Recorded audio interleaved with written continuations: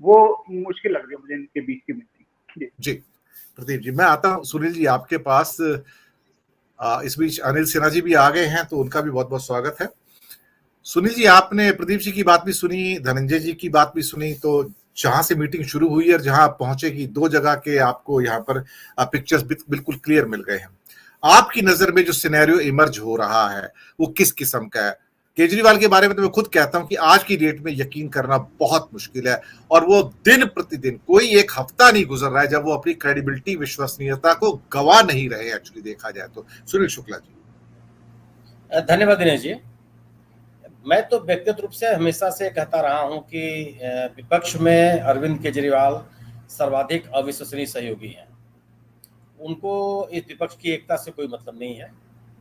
और आज अभी मुझसे थोड़ी देर पहले ही उनकी पार्टी ने ट्वीट किया हुआ है इस बैठक के खत्म होने के बाद, और मुद्दा वही है कि जो वो ऑर्डिनेंस है उसके विरोध में कांग्रेस को छोड़कर सभी 11 दलों ने सहमति व्यक्त की है।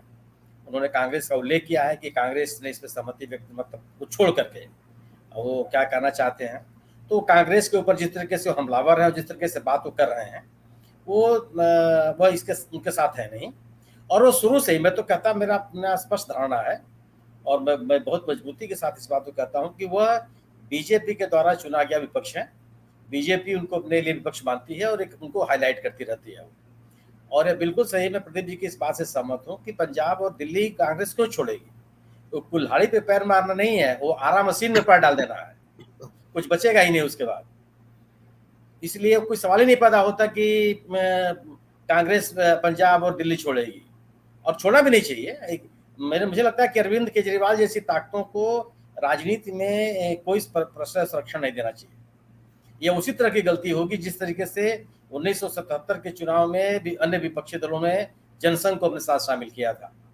यह उस तरह की ही एक गलती होगी अगर आप आम आदमी पार्टी को किसी तरह का छूट देते हैं, यार आप उनको राजनीतिक रूप से स्वीकार करते हैं या स्वीकृति उनकी बढ़ाते हैं। ठीक, आ जाएंगे, नहीं आएंगे कोई बात नहीं, और नहीं आते हैं तो मुझे नहीं लगता कि राजनीतिक रूप से कोई नुकसान है। जनता का अब तो जनता खारिज करने लगी है। आप एक किसी ये मुगालते में कोई न रहे कि हम नहीं जाएंगे तो हम अपनी जो तख्तो ताउस है उसको हम बचा लेंगे। अब जनता ये तय कर चुकी है कि उसको बीजेपी के साथ जाना है या गैर बीजेपी के साथ जाना है। टीएमसी के साथ भी स्थिति है, लेकिन मेरी अपनी समझ है कि टीएमसी, कांग्रेस और बीजेपी तीनों अलग अलग लड़ते हैं स्ट्रेटेजिक रूप से। खासतौर से जो अल्पसंख्यक बहुल जिले हैं, लगभग 10 जिले हैं पश्चिम बंगाल के, उन जिलों में कांग्रेस लड़े, मजबूती के साथ लड़े कांग्रेस और वामपंथी गठबंधन। टीएमसी स्ट्रेटेजिक रूप से उनको सहयोग करे और बीजेपी लड़े, वह विपक्ष के लिए ज्यादा प्रभावशाली होगा।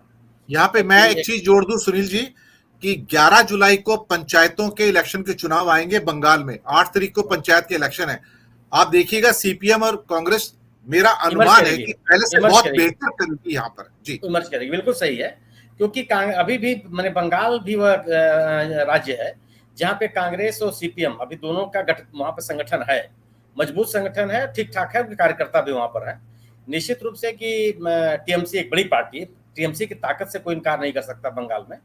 और यह सही है कि वामपंथी सरकार को हटाने में जो सबसे बड़ा योगदान है वो टीएमसी का ही, खासतौर से ममता बनर्जी का व्यक्तिगत रूप से योगदान बहुत है।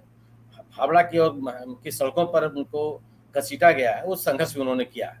लेकिन आज जो सांप्रदायिक ताकतों से लड़ने के लिए जो जुझारूपन चाहिए वो टीएमसी की तरफ से दिख नहीं रहा है। कभी वो संघ की तारीफ करने लगती हैं, कभी वो अपने राष्ट्रपति के उम्मीदवार को वोट मांगने नहीं देती हैं, अपने राज्य में आमंत्रित तक नहीं करती। तो उपराष्ट्रपति के चुनाव में उनकी भूमिका सबके सामने है। तो वो एक डामाडोल स्थिति, और यह आज के दौर में जो मतदाता है उसके सामने आप इस तरह से निर्णय की स्थिति में नहीं रह सकते। मतदाता चाहता है कि आपको अपना निर्णय करना पड़ेगा कि आप कहाँ जाएंगे, और अगर आप ये निर्णय नहीं करते हैं तो आप कर्नाटक में जनता दल यस है, इसके अलावा कुछ नहीं है। जनता छोड़ के चली जाएगी आपको, क्योंकि एक यही काम किया था जनता दल ने कर्नाटक के चुनाव में। न वो ये कह पा रहे थे कि बीजेपी के साथ है, नहीं कह पा रहे थे कि बीजेपी के साथ नहीं है, और फाइनली लोगों को लगा कि बीजेपी के साथ है, और साबित भी हो गया कि बीजेपी के साथ जाती हुई दिख रही है। तो स्थिति वही बनेगी।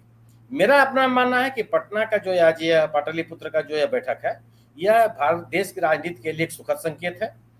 गैर भाजपा दलों ने अपनी ताकत दिखाई है और जो परंपरागत यूपीए के सहयोगी हैं वो एक मंच पर हैं और वह देश के अधिकांश राज्यों में 3/4 राज्यों में उनकी ताकत है और वह भारतीय जनता पार्टी को चुनौती देती हुई दिख रहे हैं। मुझे लगता है कि जो अगली बैठक शिमला में होगी, शिमला मतलब कि इस बैठक को कांग्रेस ही आयोजित करेगी, तो जो बैठक होगी उसमें बड़ी तस्वीर सामने आएगी और जो अभी एक खांचा बना है उसमें रंग भर दिए जाएंगे और एक मुकम्मल तस्वीर लोगों के सामने होगी और भारतीय जनता पार्टी के लिए चुनौती होगी। जी मैं आता हूं अनिल जैन जी आपके पास और दर्शकों से भी एक